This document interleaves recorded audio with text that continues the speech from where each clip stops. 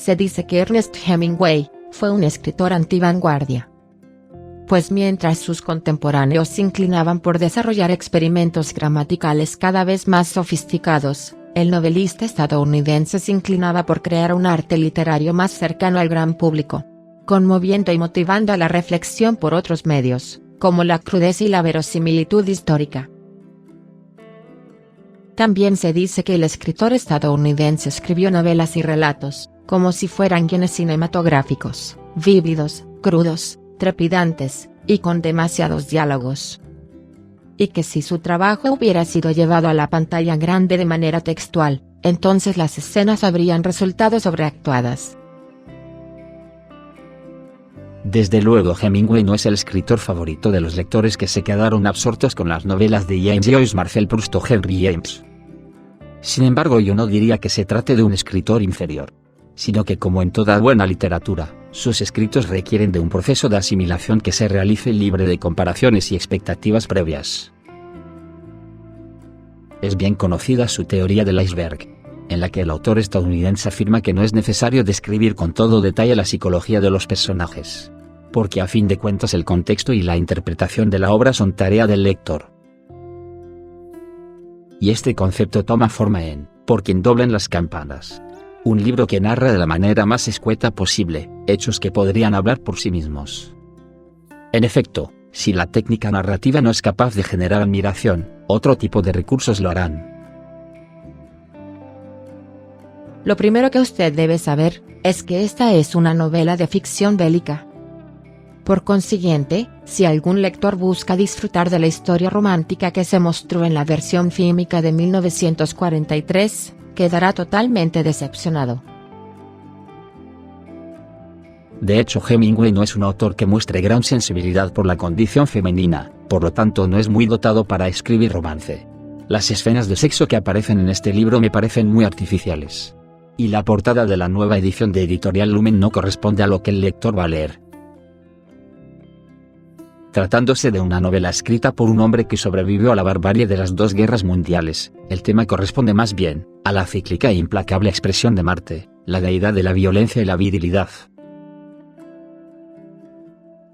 En medio de estos dos grandes conflictos, ubicamos a la Guerra Civil Española como un laboratorio de lo que sucedería después a escala global. En ese momento histórico, el autor sitúa a su protagonista Robert Jordan, un joven norteamericano experto en explosivos, que lucha a favor del bando de la República.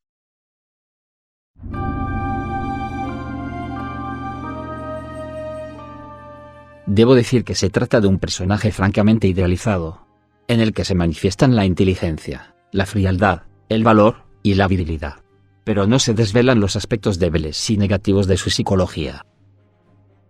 Sin embargo, el ensalzamiento innecesario de un personaje macho, y la falta de una estética literaria profunda, no logró que la novela se fuera al carajo. Veamos el porqué. El símbolo más importante del libro es el puente.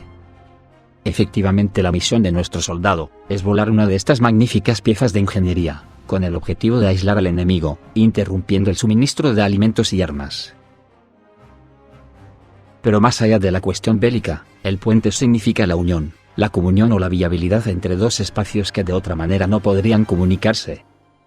Aquí es donde surge el conflicto que atosiga a nuestro endiosado protagonista, tan convencido de la causa republicana. Robert Jordan debe atacar al bando que su patria apoya. Y si su misión tiene éxito, simbólicamente se romperá el otro puente, el que todavía le une con su origen americano. Por otro lado, hay un tema que genera conmoción.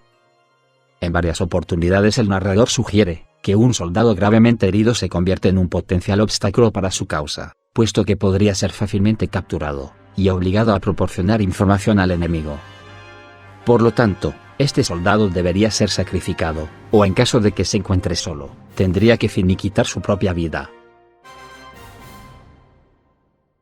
La idea por sí misma es siniestra, pero resulta más tétrico el relacionar los eventos de esta novela con la muerte que 20 años después habría de sufrir el propio escritor. La literatura siempre dice mucho más de lo que creemos.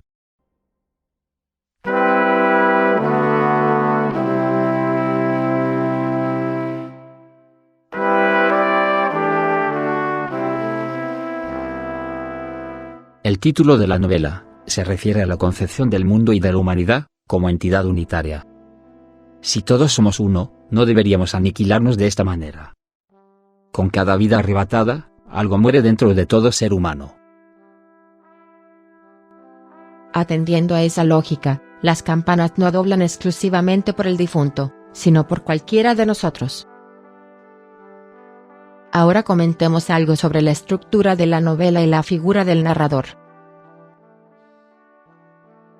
Como ya vimos, el narrador es muy directo y poco sofisticado, evitando las metáforas, las alegorías y las descripciones demasiado detalladas.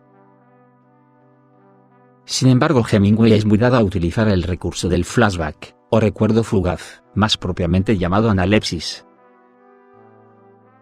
El abuso de los diálogos da como resultado una traducción redundante, que podría molestar a ciertos lectores, pero que a fin de cuentas facilita la asimilación del texto. El estilo emplea un recurso bastante extraño: los signos aritméticos mayor que y menor que sustituyen el uso de comillas o paréntesis. Estos signos tienen como función indicar al lector la presencia de la analepsis. Como vemos, la prosa de Hemingway no es sofisticada, pero el resto de sus recursos sí lo son. De ahí que resulte un escritor difícil de juzgar. Es posible que el lector efectúe su lectura con ciertas dudas, hasta llegar al brutal capítulo 10, el cual marca un giro drástico. El concepto de guerra intestina adquiere su sentido más descarnado en este episodio. Permítame alertarle, ningún estómago está preparado para leer el capítulo 10 de Por quién doblan las campanas. En esas instancias Hemingway deja de jugar al script cinematográfico, y su narración se torna muy intensa y excesivamente cruda. Pero esta vehemencia no es el resultado de los alardes de un escritor recio, sino que corresponde a una mera descripción de lo que aconteció en España, a finales de la década de 1930. Afortunadamente el desenlace es menos aterrador, pero igualmente intenso y brillante.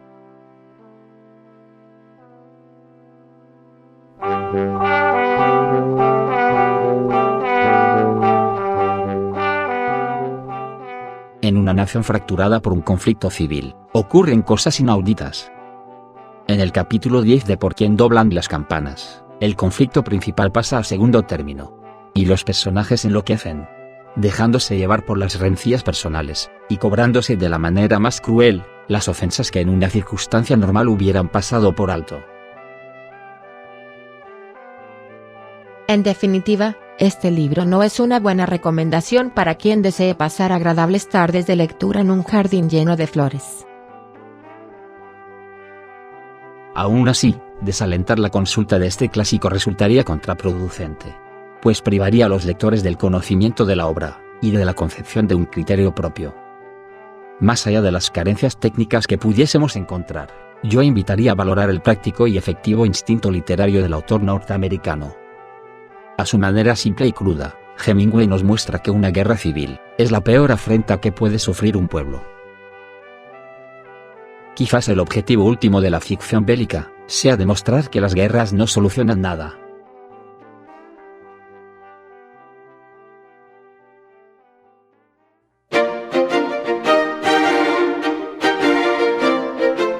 Si usted considera que este esfuerzo cultural merece ser apoyado, puede hacer un donativo económico.